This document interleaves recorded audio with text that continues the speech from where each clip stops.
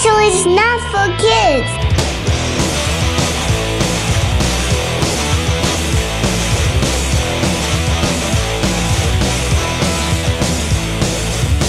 So one of them is a guy who closes and locks all the interior doors on his Airbnb because the sign out instruction said lock all doors. I don't know how much juice there is in that apple.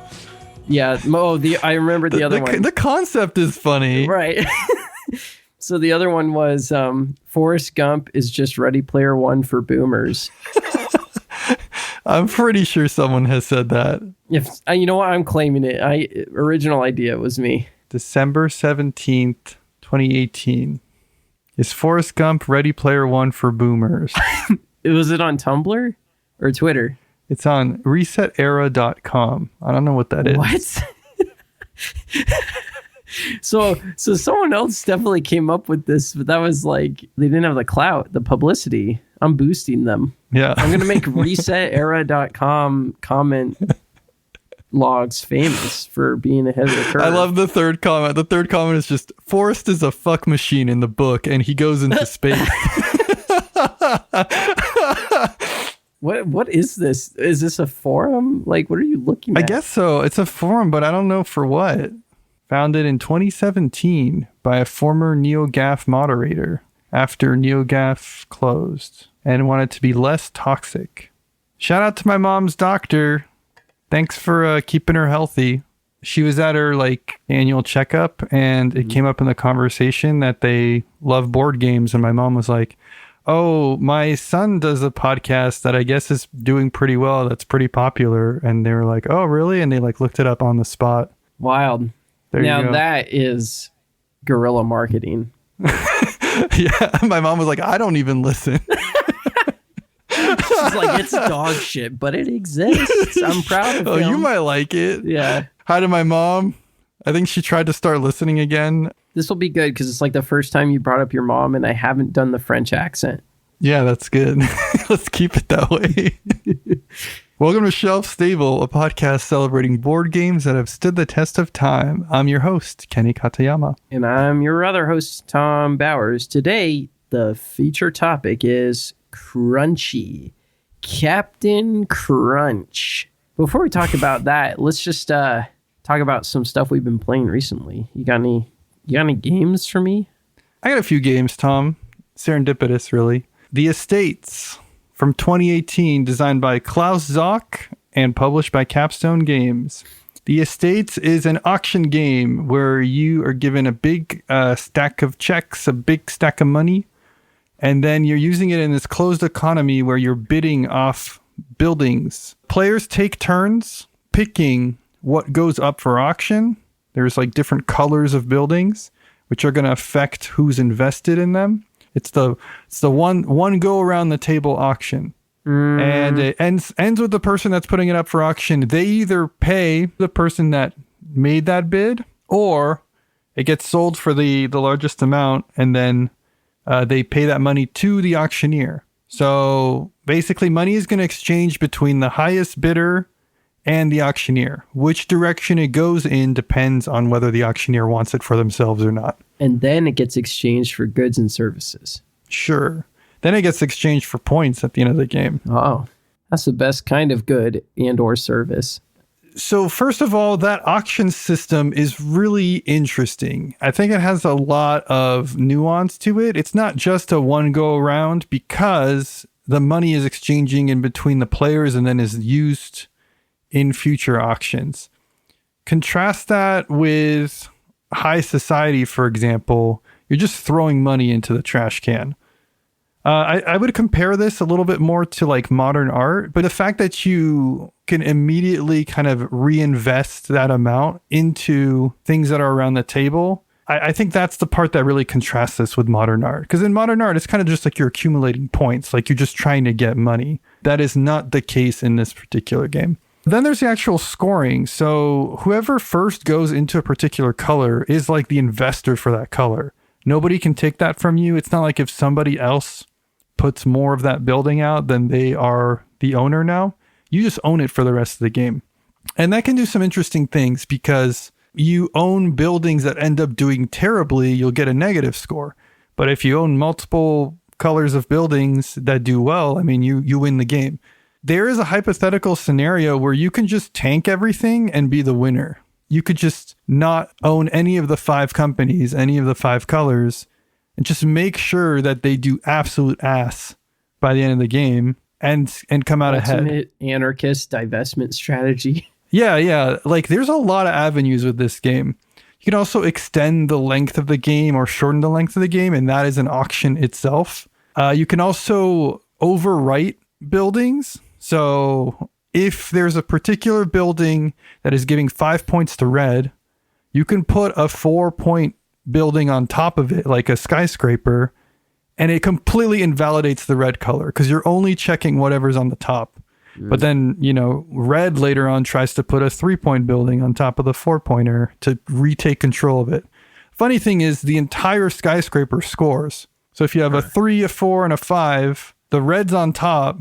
Red is going to score a total of 3 + 4 + 5 points. So you're like blocking someone, but it will give them more points if you're not like the last piece on the... Exactly. Okay. Because there's these roof pieces that you use to top off the buildings, and you auction those as well.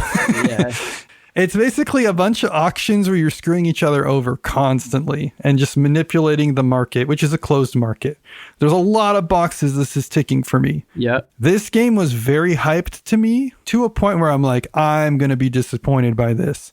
It lived up to the hype. It is like, wow. It is so streamlined and so clean, but like full of interesting decisions. Yeah. There's only things in it that make sense for them to be there. Everything in the game enhances it in some way. There's not an overabundance of rules, but there's enough there to make this like a meaty game. Mm-hmm. I think this is a game that people who love auction games are going to love, and even people who don't like auction games might have a good time with this. It's comparable to like modern art or high society or like Raw.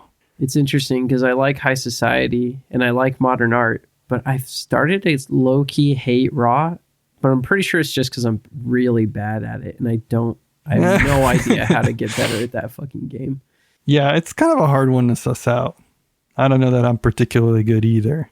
But we're going to pivot real quick into games that I feel like I'm actually kind of decent at. We're going to talk about a little game from 2020, technically, sneaking it in here officially. Cat in the Box, designed by Muneyuki Yokouchi and published by Bezier Games, originally published by Ayatsurare Ningyoukan.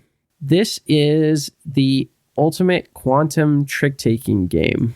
You've played this one, and you're the one that sold me on trying this one out. Yeah, I was like super excited about this when we tried it. Yeah, and it holds up. Cat in the Box is taught to us by none other than John Mulaney himself. That's a joke, unfortunately. Yeah, but do you want to explain that one to the audience? If you closed your eyes, this dude sounded exactly like John Mulaney. Looked a little bit like him, too. He was like more buff. It was like sexy John Mulaney. When we went back to the Bezier booth to buy it from him, I was like, you probably get this all the time. And he was like, I sound like John Mulaney. Like, and I was like, yeah. He knew what we were going to say. Yeah. It's trick taking, except all of the cards have the same exact suit. It's aping on the idea of Schrodinger's cat. You don't know whether it's alive or dead until you open the box and observe it. Well, all of the cards in your hand are colorless until they are observed. That is, played out in front of you. You declare the color. It's a must-follow type of trick-taking game. So if someone plays red, you have to play red. And if you can't, or if you don't play red, I should say, you are declaring that there is no red in your hand.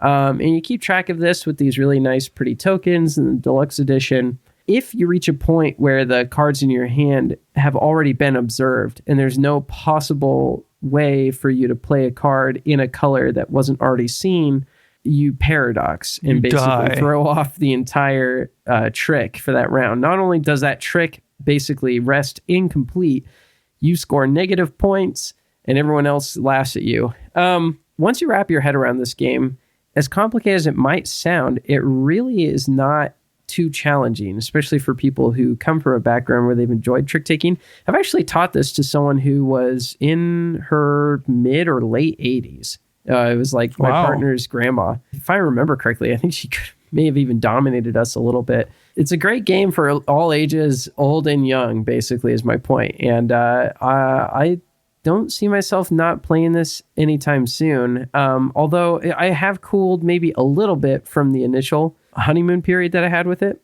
I think mostly because a lot of the decision making doesn't actually feel like it gets all too tight or interesting. But I guess in a way that's like almost the appeal of trick takers, is that it lets idiots like me feel like they actually know what they're doing and then still get screwed every time. You know what I mean? Yeah. So I was really afraid of this kind of petering off as we played it more and more, but I have yet to hit that point. I really enjoy Cat in the Box. I think there's layers to the game knowledge and how to approach things. Mm-hmm. It feels really good when you go out of a color pretty early and you're still able to not paradox, for example. And that's something that you're not going to do as you're learning the game. Yeah, that can be a ton of fun. And if you really manage to pull it off, you lined up all of your tokens, so you get all those bonus points. Oh, that's another thing, yeah. It's really sweet. There's a layer to this that I have not grasped yet, which is kind of forcing someone into a paradox. I'm pretty confident that you could do that if you really understood the flow of the game. I'm not even close to being there. I'm happy when we manage to get through a round and no one paradoxes. I'm like, oh, that's cool. So it's fun. It can be almost like as mean as your group wants it to be. And the experience cap is seemingly pretty high from my playthroughs so far. It's a good one. I'm glad that we observed it, or did we? Moving on to more trick takers with weird rules going on. Recently, I got to try out Bargain Hunter from 1998. This is designed by none other than Uwe Rosenberg. What the hell? Ain't no way. Published by Valley Games. In Bargain Hunter, you're going to build a nice little farm where you're planting... oh, God. No, I'm just kidding. Just kidding. In Bargain Hunter, you're going to be playing a trick-taking game to try and get the stuff that you would get at a Goodwill, the stuff that you'd get at your local thrift store. And you're collecting specific types of things that are associated with each value. So, for example, the 8s are all going to be used televisions, and the 2s are going to be electric razors. I don't know why you're buying a bunch of used electric razors. That sounds pretty gross. But anyway, those are the items that you're trying to get in these garage sales in these thrift stores. So you're playing a pretty traditional trick-taking game. But here's where things differentiate. For one thing, you only score objects of the type that you're going for. So at the beginning of the game, you say, I'm going to get those dirty razors. Don't shame me. I want those sloppy razors. And anytime you collect cards in a trick, hopefully you got some razors in there. Everything else is going to go into your junk bin. And at the end of the round, you are going to defect to another object. So the way it works is the items you collect of the type you're going for are worth points. The items you collect of another type are negative points. But in between rounds, you get to pick a different type of object. That becomes the new one you're going for. Get rid of 3 of those type of cards in your junk bin. If you have more than 3, because you were really planning ahead, you actually get to keep and start on that particular collection. So you take your trash and it becomes your treasure. This pretty minor change to the scoring from like other trick takers opens up a whole avenue to play a very interesting mind game of like, okay, well, I know that Tom is going for the razors, but he has been collecting a lot of lamps. Why is he collecting the lamps? Oh God, he's taken all the lamps. I know what and then it's too late by the time that happens. So you really have to like not only be thinking about like what you're going for and what you're going to go off for in the future, but then you also have to think about your opponents. There's also like 6 suits. So a lot of times you break color. You can actually pick whether or not the color that you're going into is the trump suit or not. So it's kind of like Cat in the Box in that sense. There's a lot of little juicy things going on here. It doesn't feel like an Uwe game, I'll say that. But this is like pre-Agricola, so. Before his lifelong career pivot, I guess. Yeah. Somehow I've never heard of this, even though I specifically went out of my way to try and look up trick-taking games at one point. So Board Game Geek, I think, even kind of is missing this one. It feels like it doesn't get ranked very highly, unfortunately. Yeah, I don't really think it ever took off. The only reason I know about it is from So Very Wrong About Games. They sing the praises of this one quite a bit. And I think it's deserved. It's one of those ones that has been overlooked. It doesn't do too many crazy things, but what it does differently really makes it interesting. I'm wanting to get this one played a little bit more. It's cool. I'll play it with you. The one thing that I have to ask you, though, is do you think it's overdue for a furry reprint of some kind? Yeah. Hey, it's Knizia, not Uwe. What do you think Uwe's thing would be? Do you think he would be the anime reprint guy? It would be all mechas, all like giant robots. Ooh, honestly, that'd be so sick. A Gundam-themed trick-taking game would actually go so hard for so many people in my life. I mean, there's probably some, right? I don't know why I have so many friends that I feel like I could convince to play a game if it had a Gundam theme. I'm sure there are Gundam-themed games out there, but there needs to be more of them, honestly. Underutilized IP. Put Gundams in everything. Agent Avenue, but all Gundams. New game alert. Consentical, but it's Gundam.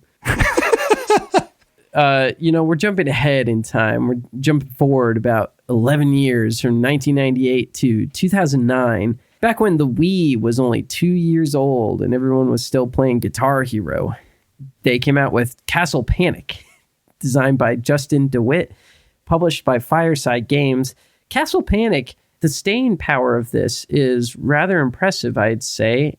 I'm just going to front end my review right here. My overall impression is that Castle Panic is all right, but what it lacks in depth, possibly, it delivers in simplicity and engagement. It's a cooperative, literal tower defense game.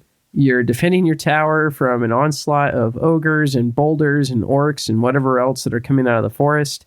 You do this with hand management, card selection, you trade cards. There's specific phases that you ideally should be following in order to make those decisions just a little bit tougher. But that aside, it's snappy, quick, pretty straightforward generally, maybe a little bit on the easy side. I don't know if there's probably ways you can up the difficulty. I think you just roll the die an extra time or something like that.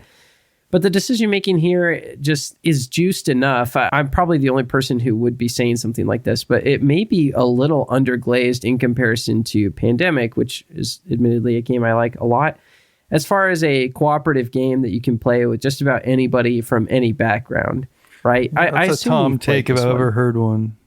I have never played Castle Panic proper. I've played a number of games of Castle Panic Kids. It is what it says on the tin. It's like a tower defense game. I need to tell you that the game feel difference between my first Castle Panic and actual Castle Panic, which I have played both, fairly significant. I don't think that Castle Panic is going to challenge you necessarily, but it just does that thing where it just like feels good to have solved a puzzle together. Like that's the feeling that it gives. And I'm talking out of the base box. I understand there's like 800 million expansions and like probably rules additions that you could make to this that would probably make it like more dynamic, interesting, and challenging for a very experienced player. Okay, but pause. Okay. You know my thoughts on a lot of these co-op games. It's pretty much like I'm not trying to sell you on it, I guess. I'm trying to sell the audience. Like it feels like solving a puzzle with your grandma. Like that's what this game feels like to play, as opposed to Pandemic, where you're just listening to a quarterback yell out orders. You know what I'm saying? It has that going for it. That's all I'm saying. You heard it here first. Castle Panic better than Pandemic, according to Tom. No. It's challenging. I don't know.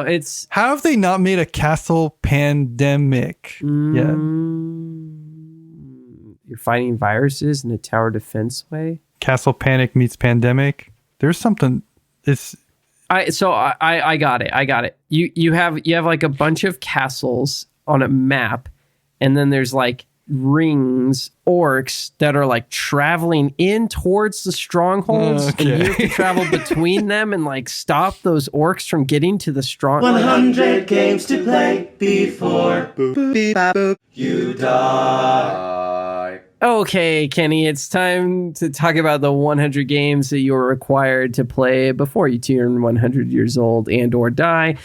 Game number 60 on this list is none other than Innovation from 2010, designed by legendary Carl Chudyk, published by Asmadi Games. Kenny, do I even have to ask why this is on the list? It wasn't going to be a 100 games by Kenny without Carl Chudyk represented somewhere. The crazy thing is that originally I overcompensated and I was like, I can't put Carl Chudyk on here. That's too much of a bias. And then everybody that looked at the list and kind of was like editorializing it was like, you didn't put Carl Chudyk on here? Not even Motainai? So Innovation is definitely his most accessible game. According to the culture, you know.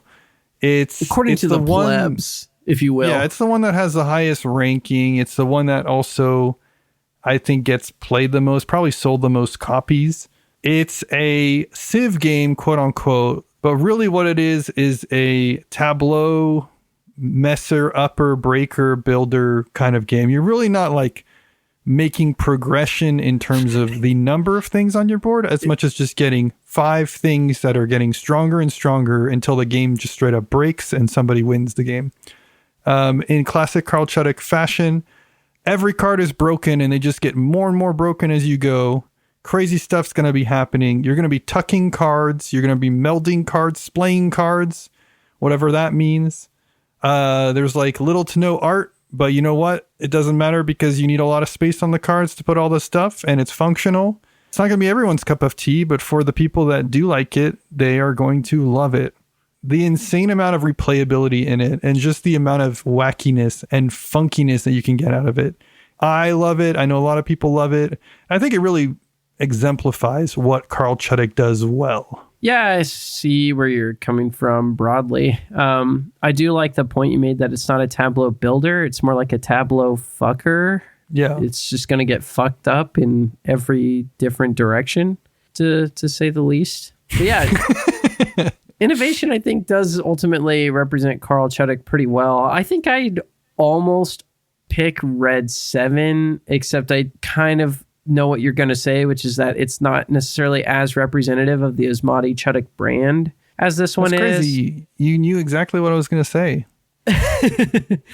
While still being accessible, that's kind of where Innovation ends up. I think Red 7 starts to feel Chudykian once you add in the full rules, but even still, I think Innovation probably clears. I do think Red 7 has the Chudykian feel as you add everything. But it's also not like the game that's going to make you go, oh, I get what the Chudyk thing is. Whereas like Innovation, when people are like, I've heard this Carl Chudyk fella is interesting, but what exactly are they describing? You just pop out Innovation, you play it, and they're like, okay, I think I understand. Those are conversations that you're actually having in real life, for sure. Yeah. Well, I am. Someone walking up to you like, I've heard of Carl Chudyk, but what's the big deal? Yeah, every time Jerry Seinfeld comes to game night, he's always like, what's the deal with Innovation? Carl Chudyk. I'm like, okay, Jerry, we'll play it now. If you promise to stop saying those things that aren't very nice in your stand-up routines, then I'll play Innovation with you. I'll teach it to you. You know what he's doing? Because he's got to be like 70 something at least. Like, he's probably busy playing these games. Yeah. You know, he's only got like 30 years left max. He's probably right around this area here, like maybe a little further along on the list, right? Because he's been Jerry Seinfeld's been playing one of these games every year that he's been alive. Well, his 23-year-old girlfriend has been listening to our show and showing him all these titles. So. Jerry, you're really not incurring my good favor here. Jerry. You haven't played Innovation. You're saying that you can't joke about anything, and you got a 23-year-old girlfriend. Come on. You shouldn't be doing that, Jerry. Shouldn't be. Don't do that, Jerry. It's not very nice, Jerry. Imagine he listens to this and like actually changes his ways. Like he just goes like, you know, they kind of got a point. All right. I think It's time to stop yapping. Time to stop bullshitting. Time to stop with the fucking nonsense, Kenny. It's time to get into the real meat and potatoes of the episode, the part of the show that people come back week after week to listen to. And the main topic of this week is none other than the word crunchy, period. Nothing else to add. You've heard it before. People be saying this. What does it mean? It's a crunchy game, or a crunchy Euro. That's the other one that gets said a lot. This game hits me like a Nature Valley bar. So this is the sequel to Cozy, right? We did that episode about Cozy. The sequel. Okay. I prefer the term squeakquel. Crunchy is the sequel to Cozy in real life, too. The crunchy cozy dichotomy, yin and yang. At a very metaphysical level, right? Like the word crunchy to me exemplifies, first of all, it's a positive, right? I don't think people typically are like, oh, it's crunchy. People desire crunchy. First of all, let's just establish that, because I feel like we could be creating ambiguity here. People yearn for the crunch. For me, a crunch is satisfying because it's a force of opposition that you're able to get through pretty decently, I wouldn't say easily, but it's like crunchy is the area between soft and hard.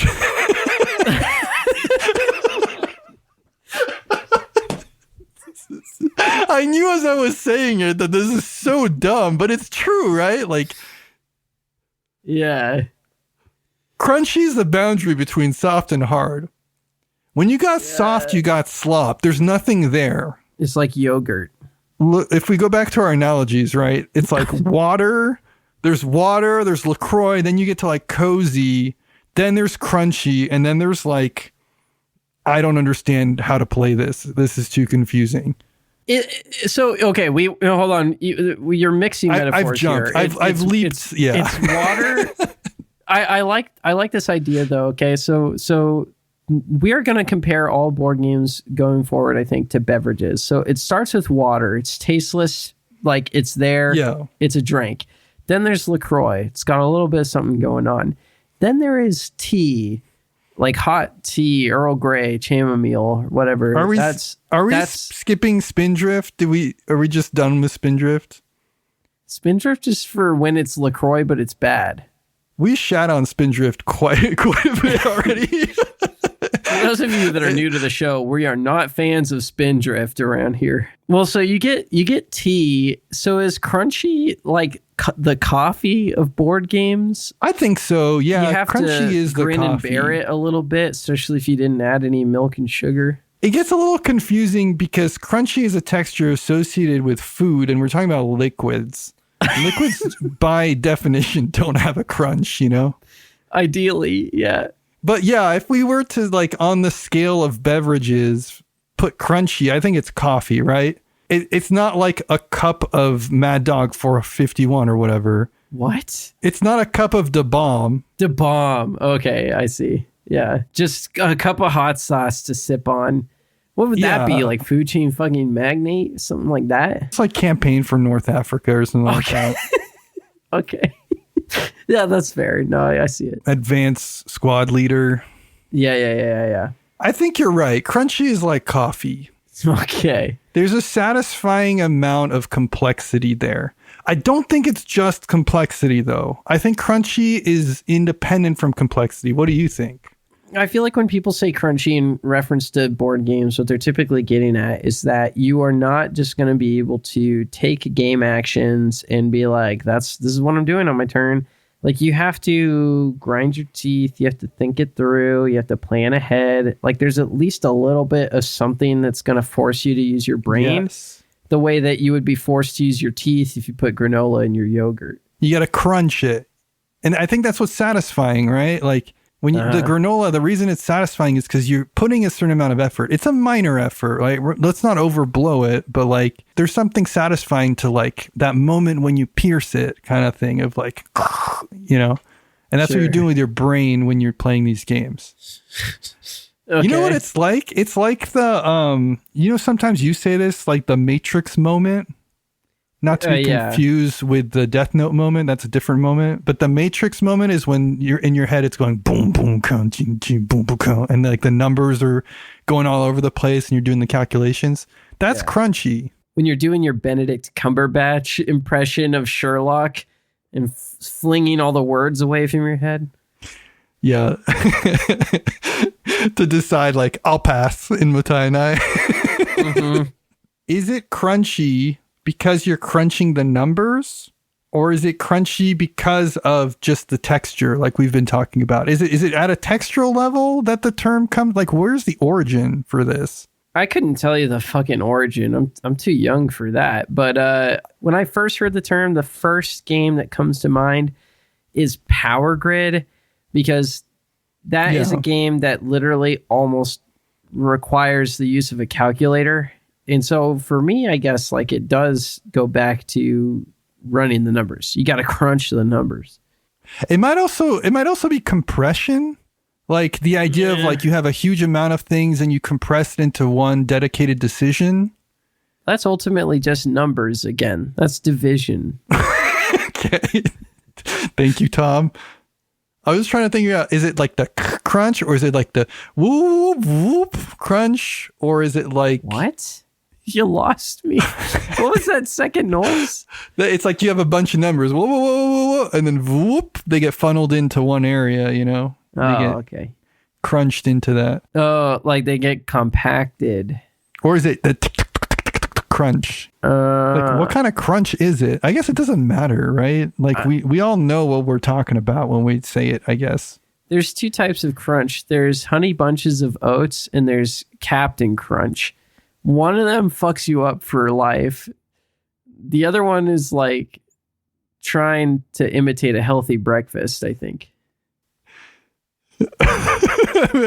When you told me at the beginning of this episode, like, I got nothing for this, you're gonna have to steer me. I didn't think you were just gonna. I thought you were gonna have more in the tank, though. Like, you're literally just listing two cereals. Tom, you're literally just listing two cereals and giving your thoughts about them. How does that relate back to board games? Let me cook. Honey bunches of oats is like King of Tokyo, and Captain Crunch I was like waiting like for Power you to Grid. Yeah, I was waiting for you to say something like that, and then you just didn't say anything. You just I'm like losing my shit over here. You just talked about cereal. It's easier than board games, honestly. Maybe I'm hungry. Okay. I'm just gonna hit you with another one here. Honey Bunches of Oats is like the first brothers murder. Stop. And Captain Crunch is the other brother. Stop. One of them fucks you up for life. Dude, we gotta keep going. So dumb.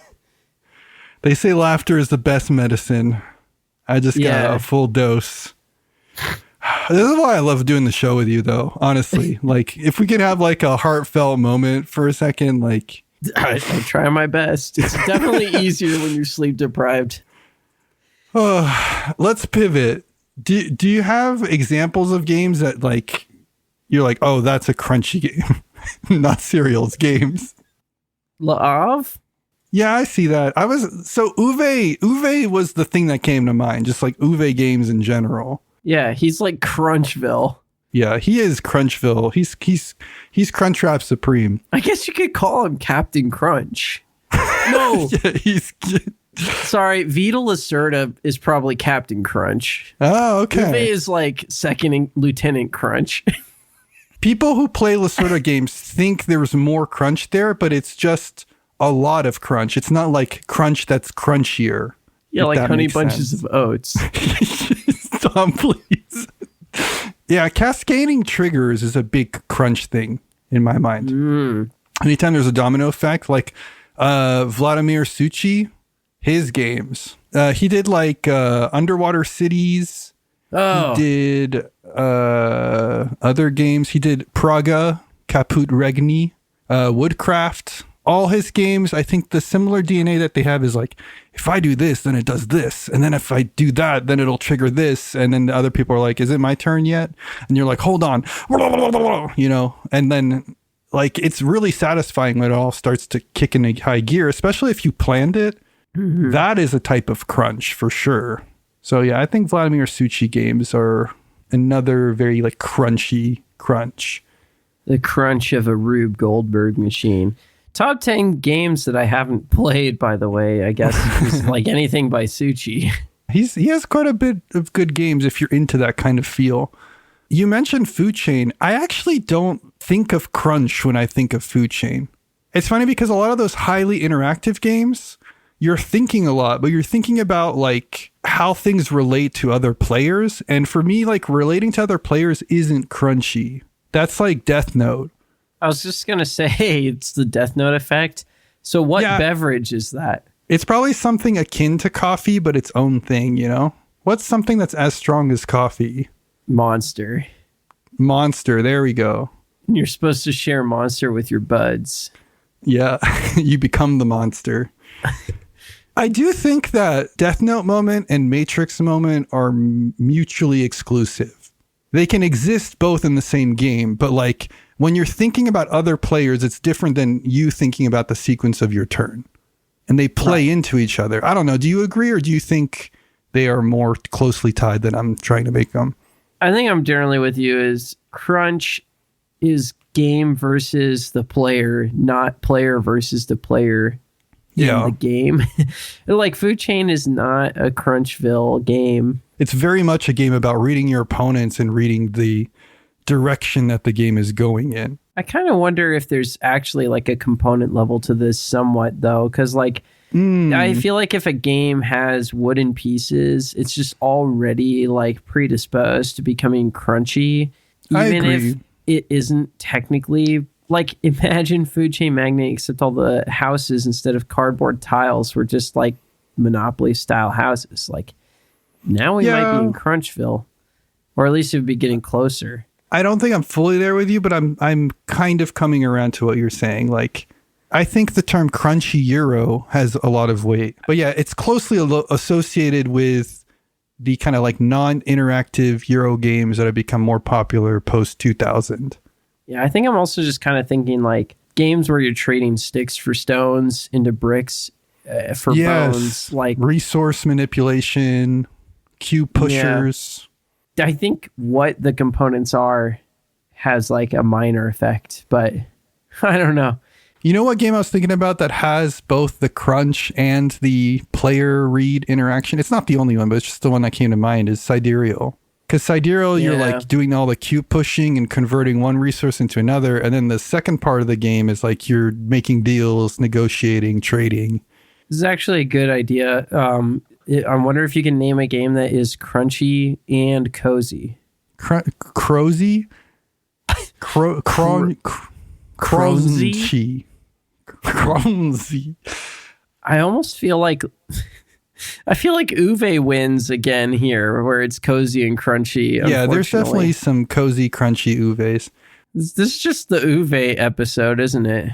It's brought to you by Uwe. I will pay you guys $2,000 to talk about my games this week. And I love how you started doing an accent and then you stopped because you're like, I don't know what he sounds like. It's like German. I just couldn't figure it out. Yeah, you kind of like gave up on him mid-word. I gave up. I'll admit. He's going to be paying us in games, though. $2,000 worth of like farming games. It's like the same deal Cole Worley has with Tom Brewster, right? It's just, yeah, exactly. Whenever we see him at a convention, he hands us $20. I just think Uwe is very good at the thing that we're describing. And so by default, and also because of how influential some of his games have been, like a lot of the thought, both critically how like people talking about games talk about games, and also just like designers and what they build around those heuristics they build themselves in relation to some of those established things. That just makes sense. That's like any sort of media. Like you're gonna have these building blocks that establish themselves when they're really influential. There's probably somebody ripping their hair out right now that's like, Uwe didn't start it. It was actually Michael Kiesling, probably. Yeah. I'm listening to what you're saying, but all I can think about is that like Kronze is like the perfect third C name to add to the last name of Asmadi designers. You know, Cheslick, Chudyk, and Kronze. Like Chris Cheslick, Carl Chudyk, and Krims Kronsley. Crims. Some people are like actually named Crom. It could be Crom Cronsley. Crom Cronsley. I know that like a lot of times on this podcast we go for vibes instead of like actually like thinking about things. But this is a very vibes based episode, huh? I don't think we've actually provided any sort of critical thought about Crunchy other than just like having comments about the overall word and then like like thoughts about cereal and then like doing bits about names. Are you perhaps disappointed? I'm enjoying it. I mean, I'm having a great time. And if I've learned anything from the feedback we get from listeners, it's that like, if we're having a good time, then it's a good time for the listeners. So I hope so, because there's not a lot else to offer here. I agree. This is like shelf stable at its most shelf stable here. I think my main issue is that I didn't eat enough Honey Bunches of Oats recently. Okay, Tom. I'm channeling Norm Macdonald when he was at the YouTube Awards. Oh, that's so good. That video? It's so good. It's so fucking funny. All right, I got one more that I wanted to get to here that I wanted to get your thoughts on. Okay. I do think Crunchy is starting to get a little overused and it's getting again, this is a little gatekeepy, but it's getting a little misused. You know, my inclination actually is to like disagree. I think in a way Crunchy is not used enough to the point where I have like nothing to yell about. Really? I have nothing to yell about. So you think it's used just the right amount or not enough? I feel like I don't see it enough. Maybe I'm not listening to Swag enough. Like maybe so very wrong about it. Calling everything I think Crunchy. a lot of people use it. You're probably right. It gets used a lot on Reddit. I think like Shut Up and Sit Down use it quite a bit. It's definitely like, it's part of the vernacular. Yeah. Any game that is like, you can't just sit down and spin in your chair. You actually have to pay attention for once. Like you can't be on TikTok and play this game at the same time. It's Crunchy. Or do you think it's like less than that? I think it's about that. It's like the TikTok one. That's how it's being used right now. And I guess maybe I'm not calibrated, but like to me, Crunchy is more like you really gotta like think about your turn, thinking a few steps ahead. You got to figure out how things work together. I don't think it's Crunchy if you're playing like Cascadia, for example. Cascadia doesn't feel crunchy to me, which is why it was even a challenge for you to bring up like a game that's cozy and crunchy. I feel like a lot of cozy games go out of their way to not be crunchy. Right. We kind of alluded to this earlier, like Crunchy and Cutthroat are like not aligned with each other either. It seems like if a game has cutthroat elements, it still doesn't get the moniker Crunchy. I'm thinking of like Harmonies, because you brought up Cascadia. I'm like, There isn't anything that shouldn't make that game crunchy other than the fact like the numbers are obfuscated, like the math is not literal numbers like it is in Power Grid or something like that. Yeah, that's another one where it's more on the cozy end, not quite at the crunchy end for me. But I feel like crunchy is not actually the dialectic of cozy. I think cozy and cutthroat are dialectic. Yes, I would agree with that. But like crunchy almost kind of lives in its own space. Crunchy is like when you pull the levers and see the gears turn. I see what you're saying, I suppose. There's like overlap with both. Crunchy is the bridge from cozy to cutthroat. Kinda, but I feel like it's just almost like on a different axis.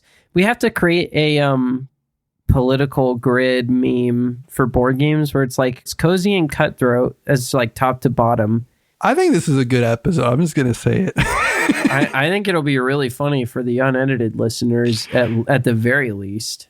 Yeah. I think a lot of good moments. Some good ones here. Well, you think we're done crunching through this episode? Yeah, I think we've crunched it up. We can complete our crunching.